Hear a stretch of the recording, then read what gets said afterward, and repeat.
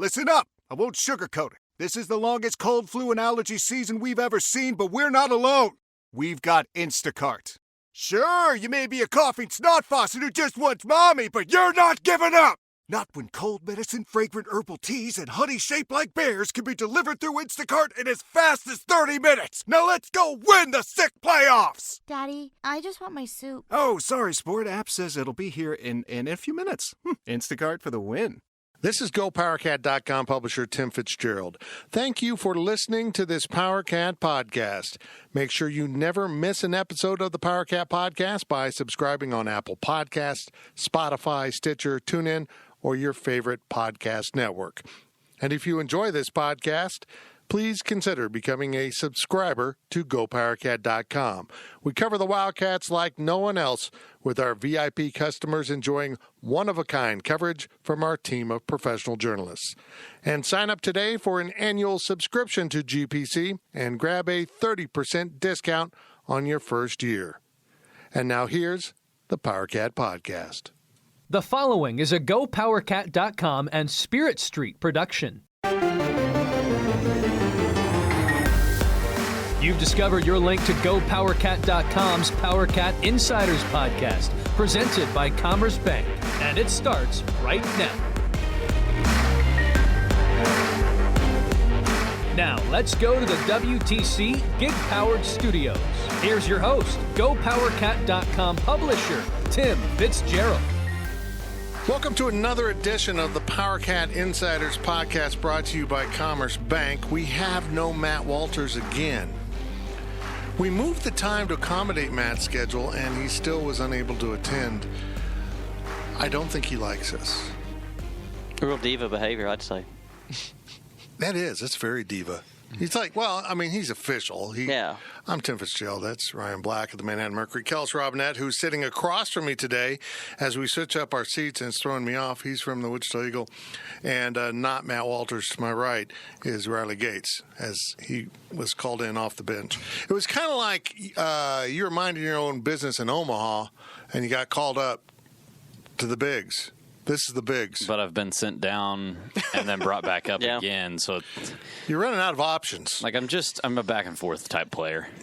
I can't think of a good analogy for it I'm right impressed now. you think this is Kansas City. I would have kind of thought this was Idaho Falls. Well, of all the podcasts we do throughout the week, this has either Kansas City or Omaha. The overtime podcast would be I don't even know. I don't even know what the single days are, but I don't want to associate the Kansas City Royals with how about the overtime. Kansas City T-Bones? The overtime could be the T-Bones. Oh, wow. Yeah, not even affiliated. How do you even judge that, Riley? How do you know what ranks where? Because I'm doing it by the seat of my pants, and I'm just kind of guessing. There we go. That's science. We normally would insert a read from Commerce Bank right here. Commerce Bank, challenge accepted, but we can't find the reads, and Matt Walters isn't here. So we are sponsored by Commerce Bank. Matt works there. You should bank there and see Matt. See, now I could have done that read. Matt Walters accepted. It's like our fridge reads usually. Yeah. The fridge doesn't even get that good. What'd you guys do with your off weekend? Right? Would you sit around and watch a lot of NASCAR? I mean, actually, we still had a paper to put out, so I was at the office most of the day. Yeah, but you didn't have a game to cover, so that's different. Well, I watched some of the other games. Like I watched, obviously, like Michigan get it handed to them by Wisconsin, and that was awful. watched all that money that Texas A&M has invested into Jimbo Fisher paying off with a big loss at home. And I didn't really get to watch much of the Georgia game because we were on deadline. I mean, I know they ended up winning, but I know that those are three of the biggest games because all of them involved ranked teams. And then yesterday, I actually hung out with a couple of my coworkers. Of course, you guys know Greg Woods, and then my sports writer, Sean Collins. We went and watched the Chiefs game at a local establishment. But I'm not trying to give away free advertising, but I'll just say it was a local establishment. If it wasn't Tanner's, we'll just say Tanner's. Huh. I thought you guys maybe got matching tattoos. That'd have been cool. Okay, now I don't know how much. Like a little Mercury. See, I don't know thing? if Are you bringing that up purposely? Or did Greg send you something? You know, like I have, I have an intense, hate's not as too strong a word. I don't understand the concept of tattoos. I'm with you. I just there's nothing on the face of the earth that I love enough that I would ever get it on my body. I'd like to congratulate us. I got so excited. First there. 4 minutes, we're in the weeds. But I don't have a tattoo. Kelsey, you have a tattoo? I'm with Ryan. There's nothing I've found that's I'm like with you. 100 years permanent. Yeah, that I'm for sure. Like I had a fraternity brother who loved Polo Ralph Lauren so much. Oh, no. That he had it tattooed on his chest. like right where the logo would be on the shirt. So it was always on him, and we Nice. were like, dude, what if Fubu buys Polo tomorrow? Like you are forever stuck with that on your body. We made fun of him for that until the day he left school. Here's my theory on this is we're all writers. If we have something we want to say, we write it. Yeah. We don't need to put it on our body. Yeah. My Are you pain saying- tolerance is also low Yeah. enough. No, exactly. Dude. I always joked my tattoo would say, ouch. It's what I was thinking at the time. Well, like spoke to me. I'm saying, literally, the only reason I brought that up was because after we left said establishment, we were standing outside and literally probably talked for like 15 minutes about how they couldn't understand why I have such a problem with them. And I just said, I just cannot wrap my mind around wanting anything bad enough that I want it on my body like that. I'm with you. 'Cause I just, my thing I always say is like, I can just get a picture and I can look at it all the time. There it is. Pull it out of my wallet. Look at it. It's not on my body. I know what I would get if I got a tattoo, but I'm with Kellis. I'm not tough enough to get a tattoo. Yeah. Because they did ask me what would it take for me to get a tattoo, and I said, well, I have to be blackout drunk and someone could do it while I was passed out. That to me, I was being serious. You know? That's the Well, truth. challenge accepted. Challenge accepted. Commerce Bank. Commerce Bank. It explains why Ryan's got a teardrop tattoo on his face. Off to a roaring start with today's podcast. Kellis, what'd you do the off week there? Drank some Oktoberfest beer. Nice. And then last night I took the missus to the Steve Martin Oh, show. man. Oh, wow. Jealous. Was it good? It was really funny. Awesome. They have a show on Netflix. Really? It's very similar to what they do. I was a little worried it would be the same jokes, but they mixed it up pretty good, so I was happy. Yeah, I couldn't go because I was with Scott Chasen Man, taping The Drive. what a great night. He's kind of like the Martin Short of covering KU sports. Riley, what'd you do? I went to a football game. Oh, yeah, you went to the KU game. I did, yeah. I have a friend that goes to all the KU games, and I was like, well, it's either that or sit here and watch it on my couch. Why not? So I went. It was fun. I won't lie. It was a pretty entertaining game. Did you count 34,999 other people there? No, I thought it was funny how Jeff Long took a picture of the student section and kind of zoomed in, and he was like, "What a great crowd!" And then if you had zoomed out a little bit, it was like all the empties to the right. It was a fine crowd though. It was an entertaining game. I figured if I was ever going to see a KU game or any game, not K-State this season, that would probably be the one to go to because it's going to be the most entertaining. Two bottom teams in the conference. Okay, so now we're talking about KU football on the K-State podcast, but I thought KU looked like the better team. Yeah, They found a way to lose, but I thought they looked like the better team in that game. I think West Virginia stinks. yeah. There's Neil Brown's got to. Did you say hi to Blake Seiler? Did you wave to him? I did as the buses drove by where we were tailgating. The buses actually drove right by, and I waved and said, "Hey, Blake." That's very nice of you. Very nice of you. Now, it was a great day of watching wall-to-wall football. I watched the Oklahoma State-Texas game, research, convinced my wife. No, that's not right. I told my wife it was work. She did not believe that. But in ways it was because I can't get a grasp on Oklahoma State. I don't know if Oklahoma State's pretty darn good and Texas had problems putting them away, or, Texas wasn't very good and Oklahoma State wasn't very good, and they just played a competitive game. I spent 3.5 hours of my life watching that game, and I don't know anything more about next week's matchup between the Wildcats and Cowboys than I would have if I just watched the highlights. See, I think it's probably more the former. I think Texas is a pretty good team, just because I think LSU is a very good team, and LSU beat them in Austin. But like you said, I guess we won't really know until kind of the Big 12 schedule plays out. But I still think Texas is solidly the number 2 team in the league right now. Yeah, I would guess that, but I'll be darned. Kellis, is this game Saturday in Stillwater kind of decide the 3rd team in the conference as of now? Well, that's throwing some disrespect at Iowa State and Baylor. Well, I think that game will decide. Well, I think Iowa State's earned it, although poor Baylor. Louisiana Monroe. I think Baylor's a sham. Baylor beat Rice. They haven't played anybody. Baylor's schedule's pretty simple all year, though. Like, all their tough games are at home, really. So fair. they benefit from that all season. I think this game could be, battle for number 3. Sure. I think it could go. I mean, we're not going to watch this game on Saturday and go like, yep, that's the third best team in the conference. But I think as time moves on, as we kind of get later down the line, we could look back at it and say, wow, it's a really good thing K-State won that game at Oklahoma State because that put them in 3rd or 4th instead of 5th or 6th. Mm-hmm. Right. So, I mean, it could play that way down the line. It could come in handy. But, I mean, I think we've said this, but we said it on the podcast last week. We didn't realize how massive this game is for K-State until we sat there and broke down the schedule. And it's arguably their toughest game outside of Oklahoma and Texas, if you're ranking them in terms of confidence of winning the game. Because they have Iowa State, Baylor, and TCU all in Manhattan. So that's what we came to, and I think that says a lot about what this game means this weekend is that you really don't ever peg that first conference game to mean so much, but I really think it does for this team. Next topic, is the Big 12 soft in the middle or tough in the middle? Soft. Tough on each other, but they're all soft teams. Yeah.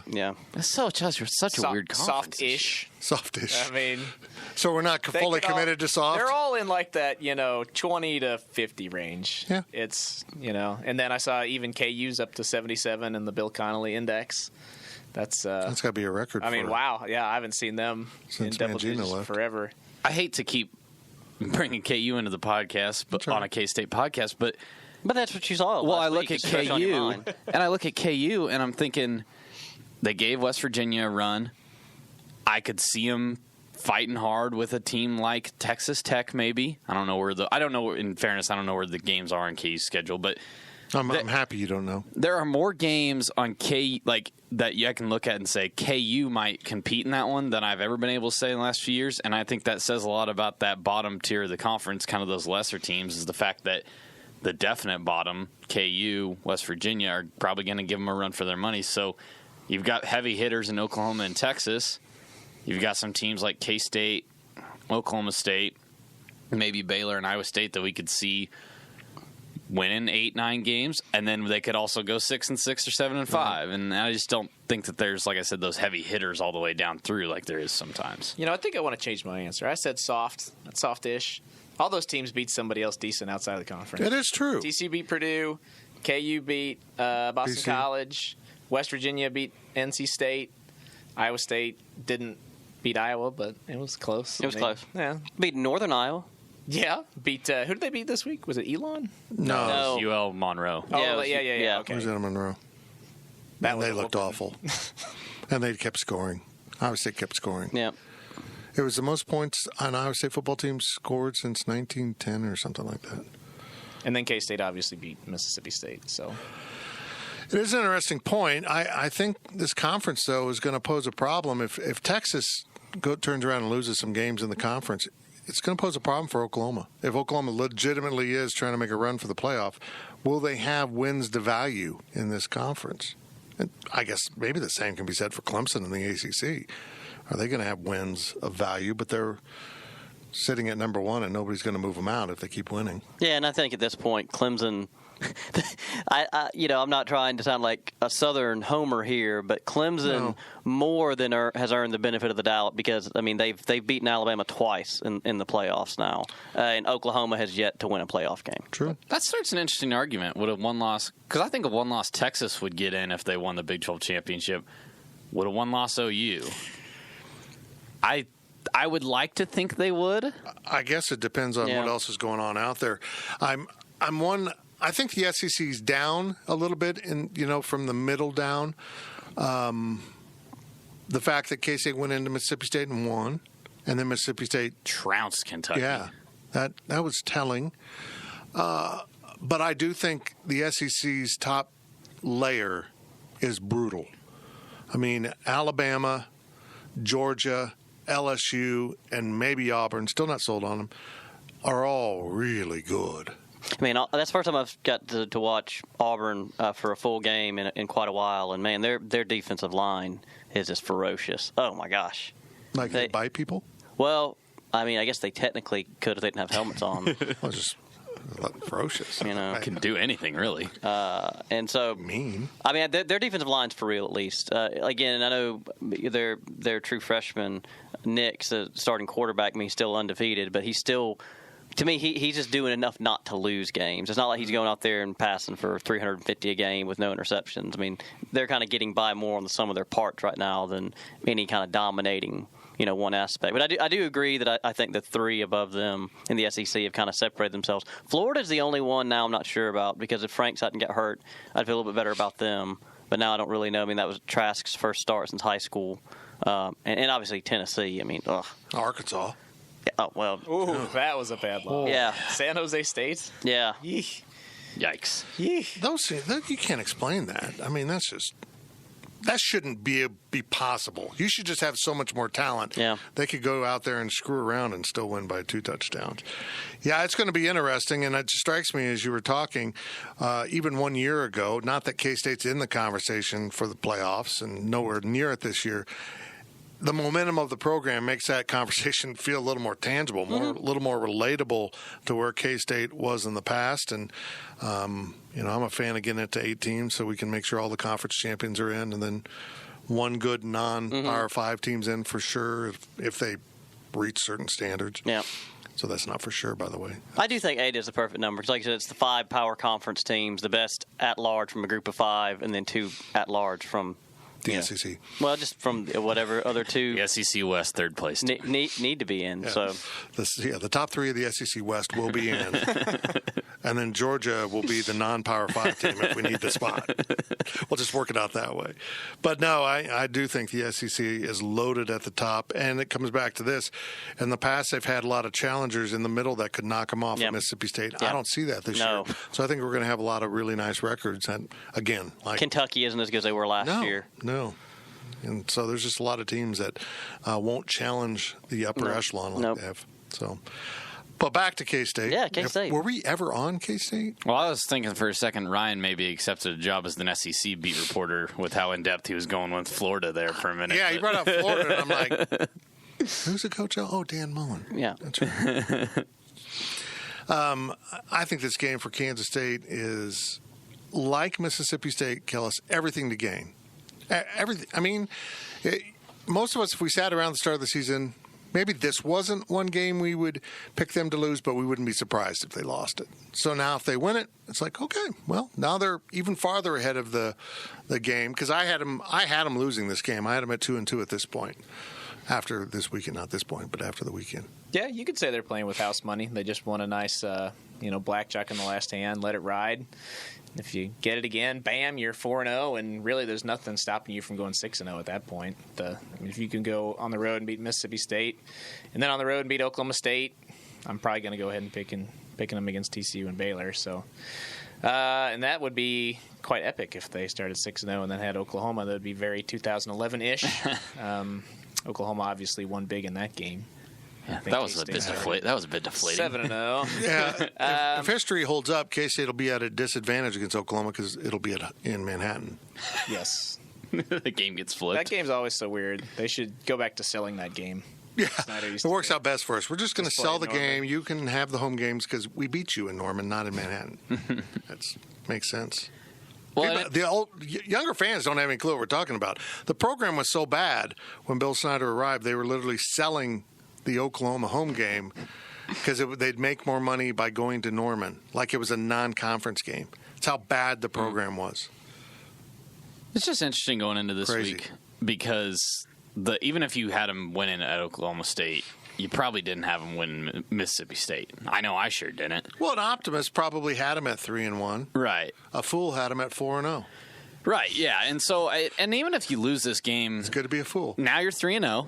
Fair enough. And, it's all on the table. Even if you lose it, I don't even think it's cause for panic or, oh, man, maybe we're not as good as we thought we were. Well, As long as you lose close. Yeah. You go down there and get blown out by a team that has zero defense, really. It's not a good defensive team. But I would be shocked to see that happen. So it does resemble Mississippi State a lot. It's kind of funny that you say that because as we sit here and talk about it, don't get blown out. And if you win, it's kind of one that you stole again.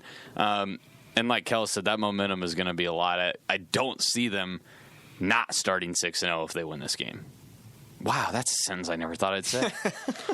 when you say it, it feels different rather than just thinking it. Then Baylor knocks off Iowa State, rolls into Manhattan.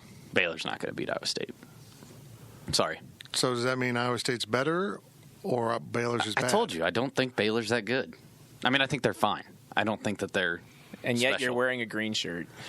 You did get me there. Not the same color green, though. I mean, that's more like... we don't know. Baylor changes their greens all the time. I'd say that's more of like an Augusta National green. Baylor's more like the, almost more like the Michigan State kind of... Yeah, the forest green. Yeah, forest green.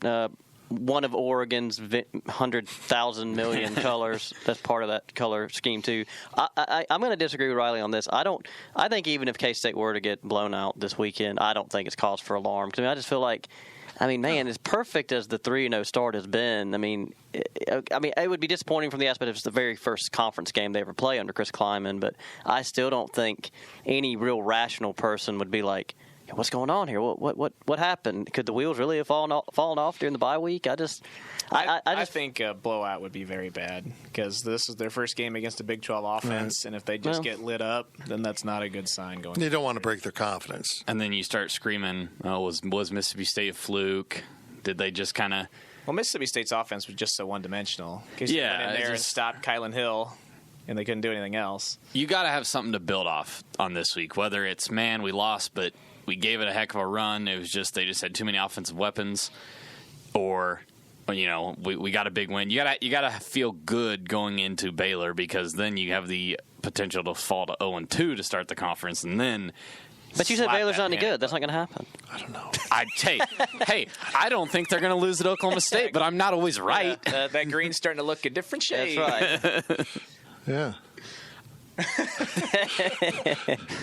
Oh, man. That was the bear hand signal. It was, yeah. It doesn't play well on a podcast. It doesn't, no.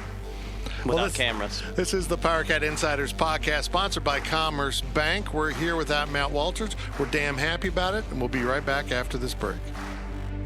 Stay locked in. The Powercat Podcast will be right back. So I'm a father of one. I gotta find a babysitter. I found Care.com and I was blown away. Through the platform, I was able to find local and experienced candidates along with their reviews and rates, which were way more affordable than I anticipated. Care.com really put me at ease knowing that they were all required to go through a background check. If you're like me and you need to find someone reliable for your childcare necessities, check out Care.com. Find the ideal sitters for your childcare needs. The NFL regular season is wrapping up, but there's still time to get in on the action with FanDuel, America's #1 sportsbook. Right now, new customers get $150 in bonus bets guaranteed when you place a $5 bet. That's $150 in bonus bets, win or lose. The app is so easy to use, and there are so many different ways to bet, like live same-game parlays. Find bets in the new Explore tab. Make a parlay in the Parlay Hub, the best way to find popular parlays, and more. So visit FanDuel.com/247 and make your first bet a layup. FanDuel, official partner of the NFL. Must be 21 plus and present in Arizona, Colorado, Connecticut, Iowa, Illinois, Indiana, Kansas, Kentucky, Louisiana, permitted parishes only, Massachusetts, Maryland, Michigan, New Jersey, New York, Ohio, Pennsylvania, Tennessee, Virginia, West Virginia, or Wyoming. FanDuel is offering online sports wagering in Kansas under an agreement with Kansas Star Casino, LLC. First online real money wager only. $10 first deposit required. Bonus issued as non-withdrawable bonus bets that expire 7 days after receipt. Restrictions apply. See terms at sportsbook.fanduel.com. Gambling problem? Call 1-800-GAMBLER or visit fanduel.com/RG in Colorado, Iowa, Michigan, New Jersey, Ohio, Pennsylvania, Illinois, Kentucky, Tennessee, and Virginia. Call 1-800-NEXT-STEP or text NEXT-STEP to 53342 in Arizona, 1-888-789-7777, or visit ccpg.org/chat in Connecticut, 1-800-9-WITH-IT in Indiana, 1-800-522-4700, or visit ksgamblinghelp.com in Kansas, 1-877-770-STOP in Louisiana. Visit mdgamblinghelp.org in Maryland. Visit 1-800-GAMBLER.net in West Virginia, or call 1-800-522-4700 888-222-4700 in Wyoming. Hope is here. Visit gamblinghelplinema.org or call 800-327-5050 for 24/7 support in Massachusetts, or call 1-877-8-HOPE-NY or text HOPE-NY in New York, or visit oasas.ny.gov/gambling. Standard text messaging rates apply. Sports betting is void in Georgia, Hawaii, Utah, and other states where prohibited. We now send it back to Fitz in the WTC gig-powered studios. Welcome back to the Powercat Insiders Podcast, sponsored by Commerce Bank. We can't pass around the reads and have someone read them without Matt Walters because I've lost them. I have no sense of responsibility. I think someone else lost them. I do too. They were in here, and then Our overtime questions from Friday were in here. The reads were here. Yes, that's a good point. I don't know what's happened to him. But Commerce is the sponsor. They let us have Matt, although Matt doesn't let us have him. It sounded dirty. Try that one again. It's just Matt isn't with us. Commerce Bank, Matt Walters works there. They lock him in a vault. Go look at him. I want to say this. I want to talk about this. Kazoo. I want to talk about this. this. That was a read. Yeah. Should we loop that back and just play that every week? Accepted. I was like, I want to bring up this headline that the Tampa Bay Times had to change about Bruce Arians, but I don't know if it's. Go ahead. If it's a pro. So I don't know if you guys. We can say. Well, I don't know if you guys saw this, but so it was like their season preview story on Bruce Arians, right, being there, and I'm not lying when I tell you this was the headline. It was Bruce Arians has spent his life trying to please two men. Oh, wow. And then obviously all of the replies to the tweet were golden, and then they changed it. But no. So it was the actual headline, or that was the actual headline. Bruce Arians has spent his lifetime trying to please two men. And I'm sorry, guys, but I mean, it's just like I couldn't believe that. I mean, that's a big paper. I couldn't believe that made it through multiple layers of editing before they're like, yeah, throw that online. That will not, because those are professionals. Yes. As opposed to the This was a Daily college Kansan paper. when Mangino Yeah. was hired and had the headline because his daughter was at school there. KU student happy about dad getting head job.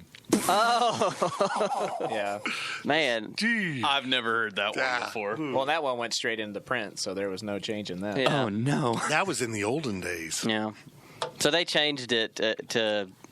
And some people even joked it wasn't even as good of a change. But like the seminal moments that have changed Bruce Arians' life. Man. I'm serious, guys. Look it up. Look it up. You can Google it on your phones and your other cellular devices. See, this makes me think of another conversation. I bought a new selfie stick last week. I don't know if you guys saw it that I used at the press conference. Yeah. And I was going to try to brag about it, but I couldn't think of a way to make it sound nonsensical. Oh yeah, no, So I it's said, not I'm just really. going to have to keep this one to myself. So it's a selfie stick, but are you using it for interviews? Uh-huh. Yeah. So it's really not a selfie put, stick anymore. It's an interview stick, yeah. Put my phone in there, hold it up. It works great on like Nick Kaltmeyer, who's 6'7". Oh yeah, Extend sure. that up, and you get right in his He doesn't face. have hand cramps like Zach has, so I'd argue that Kellis is. Are we still talking about filming stuff? Man, this isn't even the overtime podcast. Yeah, I'm happy you got an extension stick. Yeah. Sure, that's doing a lot for you. We're moving on now to done. talk about a little K-State football on the Insiders Out of Bounds podcast.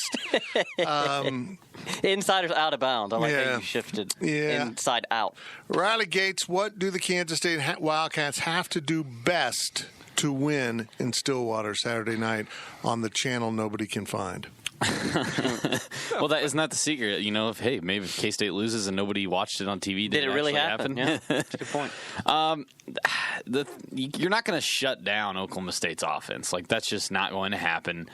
They've got too many weapons, whether they're running the ball with Chuba or they're going to throw it to Tylan Wallace all game. Yeah, I mean, you're going to have to give something, I guess is what I'm trying to say. The key is you can't give both there. And almost it's starting to feel a lot like the Mississippi State game plan in terms of, hey, just keep Kylan Hill limited. You're not going to shut him down, but keep him limited from blowing up. And that's exactly what they did, obviously. You know, he had 100 and whatever yard, 21 or something like that. I forgot what the number was, but he didn't score any touchdowns. So can you do that to the nation's best running back in Chuba Hubbard right now?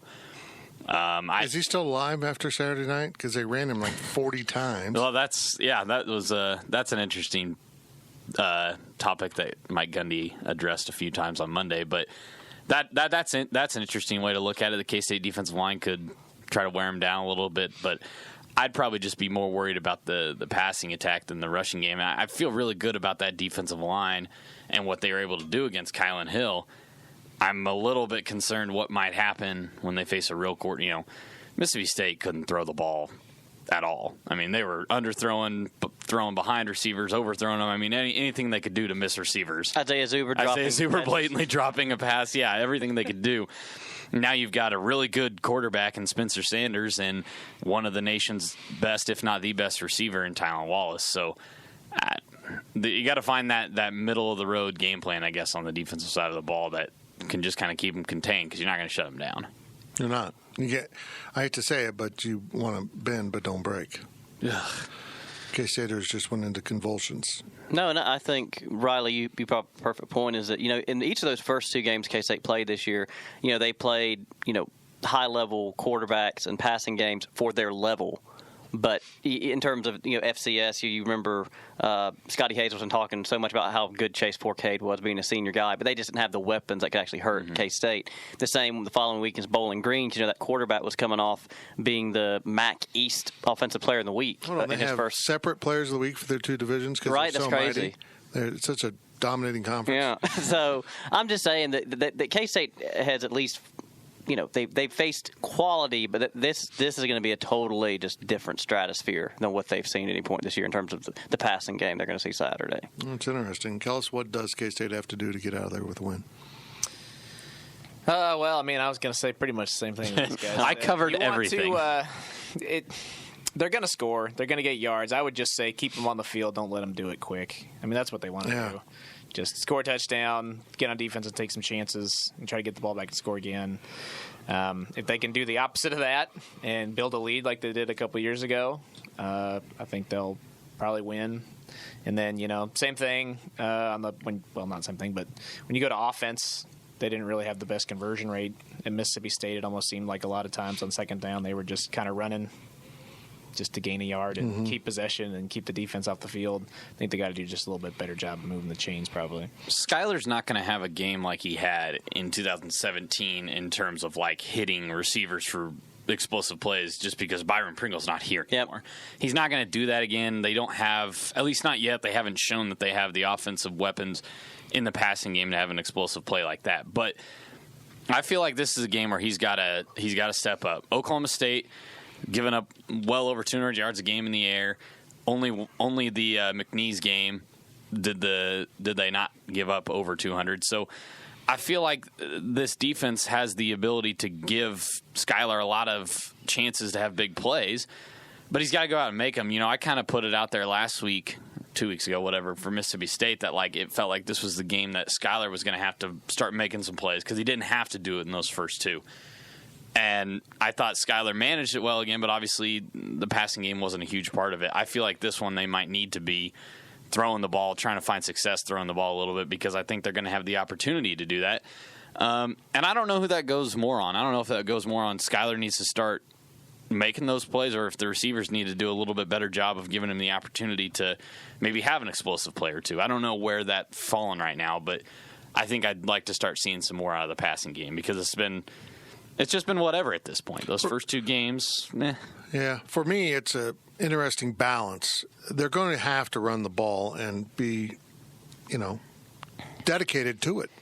They're going to have to try to dictate the tempo through their running game, yada, yada, yada. But Oklahoma State's going to want to suck them into that shootout, kind of get the tempo back in their favor.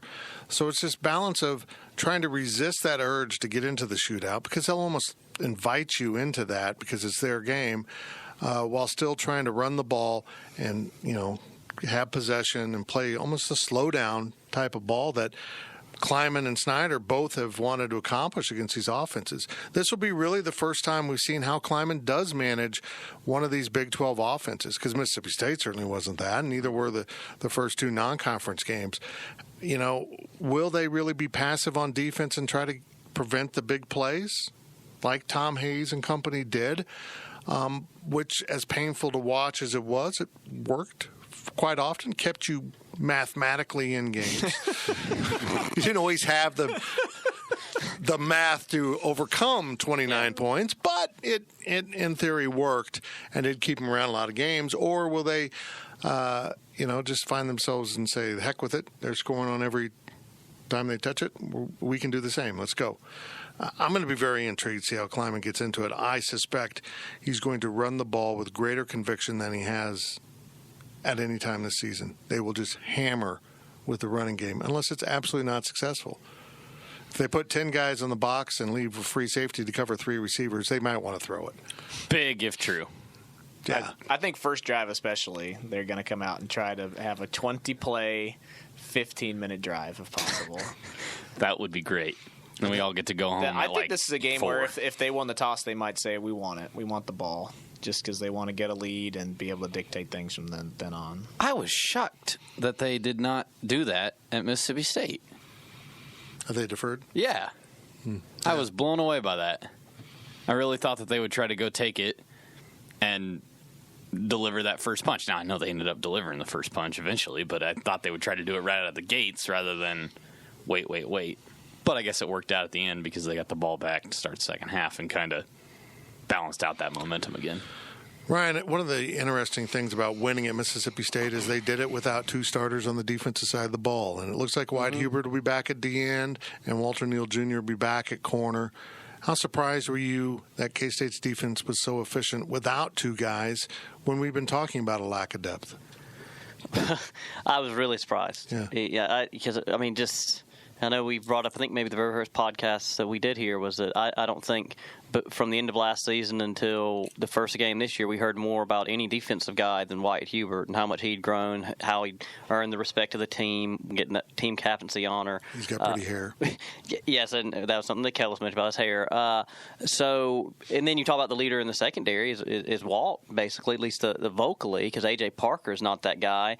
So to see that both of them were not available and that K-State's defense still played fairly well, I thought, in that game. And something I want to bring up about this too, guys, is I was talking about it with Sean the other day, my writer. Is I don't know if a stat that was played up enough from the win over Mississippi State was Mississippi State scored 24 points overall, but 17 of those came off K-State turnovers. The 3 turnovers K-State had, they scored every time. So it's like you take away even one of those turnovers, K-State wins by double digits. And the other points were off the late hit that really let Mississippi State go ahead and go for the end zone. So I'm just saying that I just don't think the final score of that game is maybe indicative of how much more easily K-State could have won in terms of just the margin of victory. That's what I took away, Kellis, is that even though they did win on the road, even though that was a surprise, they did not play well and still accomplished it. Yep. They still had some real flaws in their game. But I'd like to congratulate Texas on taking over the punt muffing duties in K-State's off week, as they let Oklahoma State hang around with 2 of them. But, I feel like this K-State team's got a whole nother gear. Now, can they do it at Oklahoma State? I don't know. Yeah, everything changes in Big 12, and it's like you said, we've just never seen it. We haven't seen them go against a spread. I don't think Kleiman probably saw much of that in the FCS level. I mean, Eastern Washington, I guess, has some firepower, but still not like Oklahoma State. For me, this is the biggest difference he's going to face. Eastern Washington did it. South Dakota State, to a degree, did it. But I watched those teams play, and ain't nothing like a Big 12 spread. I mean, you just don't have those NFL bodies running around. Because you got NFL caliber players at Oklahoma State that are just hard to match up with. Yeah. The other thing they need to try to do is back Mike Gundy into a corner where he'll do something stupid, apparently. Did you see that, fake a field goal? Yeah. Well, fake the field goal. Not only did they – okay, so faking the field goal was bad, but to accept the penalty right before that, like, why? If you know you're going to fake it, why do you take the penalty, go back to 4th and 8, and then fake it? I just didn't understand that at all. That really seemed bizarre to me. One of the biggest... Is it possible his hair got in his eyes? Well, no, he should be getting a haircut soon, right? Yeah, so he's got that extra money. I mean, and no one fell for that fake either. Oh, no. Blew that up. You could see it coming from, it was just not sold well at all. Well, Texas dominated the line of scrimmage throughout that game. So it wasn't like the fake, they were going to be able to block it. I mean, they were just in the backfield. Yeah, they almost intercepted it. I know. One of the biggest things we've talked about for the last few weeks, and we've kind of made it a story, is how K-State hadn't been getting sacks. Obviously that was a concern through those first two games. They got a little bit more quarterback pressure against Mississippi State, but I think it's probably as crucial this week as it has been any of the last 3 weeks for K-State to get back there, because Spencer Sanders has shown a lot of poise, and he definitely looks more mature than a redshirt freshman should look out there. But at the end of the day, he's still a redshirt freshman. This is still his fifth game. You got to get back there and rattle him. You've got a senior defensive line, really a senior defense all around, and you got to force him into some mistakes. He threw 2 picks in that game against Texas, and he wanted to take all the blame for it. So I think you have the ability to get him a little bit rattled if he's, maybe trying to make up for that Texas game a little bit. Hey, I didn't throw any touchdown passes. Now let me go out and try to throw 9 of them against K-State. But getting that pressure, getting back there, this would be a great game for Wyatt Hebert to finally emerge. Only has 4 tackles through those first 2 games. Missed Mississippi State. I think it'd be huge for him to get back there, maybe get his first sack or 2 of the season, and really just kind of disrupt that offense. Sanders kind of reminds me of Lamar Jackson. He can run, he can make things happen. There's a little razzle-dazzle, but now I'm just going to throw the ball up into the air and see who catches it. Oh, my team caught it. Good play. He kind of I'm going to just throw it into triple coverage because I'm a freshman and I'm good enough to do this. But if you let him break containment, he's a lot of problems for you. It's going to be intriguing to me to watch how they defend him. I'm more interested in that, honestly, than K-State's offense matching up with Oklahoma State's defense. I think K-State's going to move the ball on the ground. I just do. It's really not about how dominant the offensive line is for me. It's about schematically, they're just hard to plan for. And if Mike Gundy truly believes this is the same old K-State running game, then they're going to have real issues. But I'm confident that Joe Bob Clements knows it's not the same offense that K-State's been running. I think Gundy just hasn't watched any film yet, and he didn't want to admit it. Or it's just coach speak. Well, he's like, it's the same. He's like, I was pretty much the same offense. They got a quarterback that likes to run it, and I'm like, Skylar Thompson hasn't run the ball this year. What are you talking about? Yeah, he's only run it a few times. Pretty lazy, just saying. Yeah, maybe he just literally meant in a way that there's still 11 guys on the field in an offense. Yeah, like how you play football. They have a quarterback. Sometimes they run it, sometimes they throw it. There are 2 things right there that they could do. My goodness. Yeah, it's going to be an intriguing game. It is on ESPN Plus. Nobody knows how to get that channel. I wonder if that's why you went to the KU game, Riley, was because you just wanted to avoid using ESPN Plus. I was one of the first people to have ESPN Plus. That's why I got so mad when everybody else was freaking out about it. I want everyone to know my 84-year-old mother has ESPN Plus now. How about that? It is possible. It can be done. Not hard to set up. My nephew had to help her, but it got done. And I watched that game, the KU game, on the stream, so to speak. And, it's kind of funny when you first change over to it, I don't know what it's at, but it's at a low grade. And then it's like, we can do better than that. Here's a better grade. And I watched most of the game in 1080, and I point that out because my connection isn't good. I do not have high-speed internet in my neighborhood compared to what other people have, and it still came in once it locked in, was really good. I think people are once they figure out how to do it, it's going to be fine. Don't fall for the trap. As long as you got better than dial-up modem speed, you can do. I've got it on 3G on my phone before. Yeah. You can make it work. Do not upgrade your internet. Yeah, and, I think a lot of people are scared of what's happened with ESPN3 in the past. Well, this is a different thing. This isn't a rebranded thing. This is different technology. Or they plugged in something differently. Maybe they turned it off and on and it works better now. I don't know, but this works really well. It's slick. Yeah, I like it. But I'm a trendsetter. Sure, something like that. We all know that. I'm ahead of the times. We'll go with that. I also have a flying car. I'm going to just stop now. We're sponsored by Commerce. Matt Walters wasn't here. We apologize to Matt's bosses for losing the reads. We don't know what happened. I'm irresponsible, and I can't be trusted. This has been the Powercat Insiders Podcast, sponsored by Commerce. Thanks to Ryan Kellis and this guy for sitting in for Matt. Thanks. His name's Riley. Go Bears.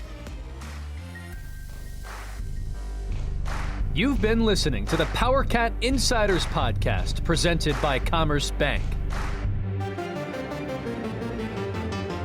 Powercat Podcast. All rights reserved. GoPowercat.com and Spirit Street Publishing. With Blue Link Plus, you can access your Hyundai Tucson Limited remotely. Doors unlocked, temperature set, lost car found. There it is. Get complimentary class-leading Blue Link Plus. Call 562-314-4603 for complete details.